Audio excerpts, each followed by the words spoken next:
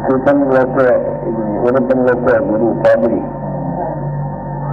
के सिद्धांत संस्कृत क्या जानता हमारे धर्म से तुम जाने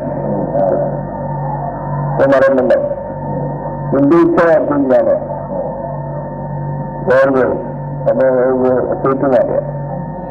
वो जब पावनजी गांव पहुंचे तो भारी वर्षा के कारण पावनजी नदी में बाढ़ आई थी। कोई माझी बाढ़ में नाव चलाने की हिम्मत नहीं कर पा रहा था। उस बाढ़ की वजह से तेज गति से बहती हुई भयावह दिखने वाली नदी के पानी पर चलते हुए बाबा नदी के पैल तीर दूसरे किनारे पहुंच गए। हलेंगड़ी गांव में बाबा एक पेड़ पर खड़े होकर दर्शनार्थियों को उस पेड़ के पत्ते प्रसाद के तौर पर दिया करते थे। बाबा अपने योग बल से उस झाड़ पर सारा दिन खड़े रहते थे। दर्शनार्थियों के विविध समस्याओं का हल था बाबा ने आशीर्वाद रूप से दिया हुआ पेड़ का एक पत्ता। ब्रह्मऊरू, बारकूर, कुंदापुर से गुजरते हुए बाबा मूकांबिका देवी के मंदिर कोल्लूर पहुंचे, जहां मूकांबिका देवी ने मूकासुर का संहार किया। उस मूल स्थान में कोटशाद्री पहुंचे। चित्रमूला में एक गुफा दिखाई जाती है जिसे गणेश गुफा कहलाया जाता है। गुफा के अंदर गुफा की अंतर्गत पहाड़ी बाजू पर श्री गणेश की महाकाय आकृति शिल्प दिखाई देता है। स्वामी नित्यानंद जी ने यहाँ निवास किया। कोटशादी है ना, उधर है गुफा, गणपति गुफा। कोटशादी को जाने का पहला कोटशादी में मिलता है सर्वजना बेटा शंकराचार्य उसका नीचे उतरने का उधर ही एक गुफा है, उधर ही बाबा ने तपास किया जा रहा है। चित्रमूला ये घाट है ना कोल्लूर का, पाँव में चला घाट। बाबा बोले कौन चला बोल के मालूम नहीं। हाँ, कोल्लूर घाट पाँव में चल के गया घाट। अम्बा होने को जाने का, अम्बा बोले ना तो अम्बा पाया रहता है, अम्बा होने से। हाँ, ये लिंगा है ना, स्वर्ण का लिंगा, 3 परलाग मालूम पड़ा ना। 3 परलंग से ऐसा उद्भव आया लिंगा। 3 साल ये शरीर होता।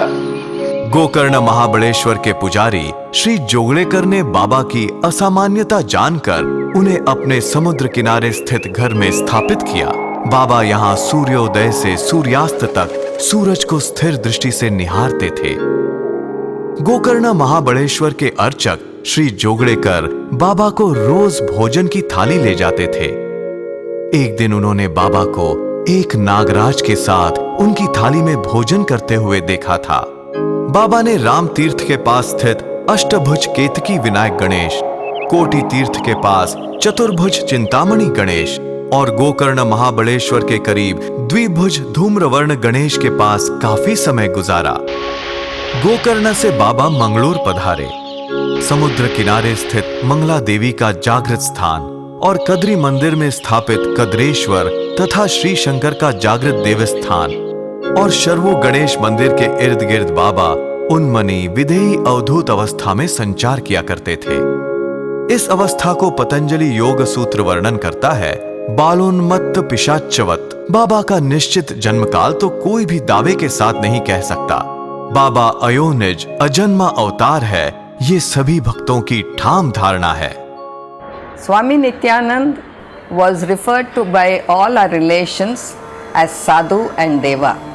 He was taken to my mother's place, Mrs. Krishnabai's house, and at that time she used to be very depressed because she had recently lost 4 children after the birth of her eldest son.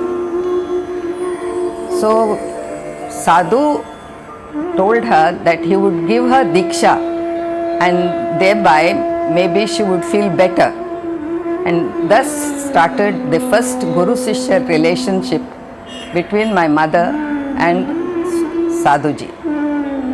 Due to his grace, she began to get inspiration to write Abhang, Ovya and little couplets even in English. She was not highly educated and had learnt only till the first form. and had not known Marathi at all. But due to his grace, she got to write in Marathi also, and most of her abhangs end in his name, not in her name, as she ends it in Nityanand's name. Shri Nityanand समर्थ प्रभू तुझं नमन माझे, गुरु तुझं नमन माझे, असतील मम बहु अपराध, क्षमा करून दे भेट दिलास, अंतरीच तळमळ केव्हा मज शांत होय, प्रभू मज शांत होय. तुलसी